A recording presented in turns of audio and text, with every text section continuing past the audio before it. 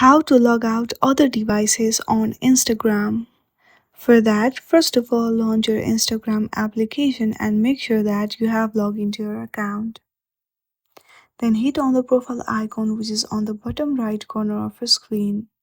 Now, on the top right, you will see three lines. Simply tap on it and select Setting and Privacy. From here, go through your account center. Now simply tap on Password and Security and select where you are logged in. From here, choose your Instagram and you will find out other devices in which you are logged in. Simply select device to log out.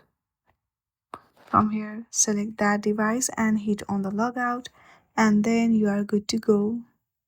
In this way, you can easily log out other devices on Instagram. I hope you like this video. If you like this video, then please do not forget to like and subscribe to our channel. Thank you for watching.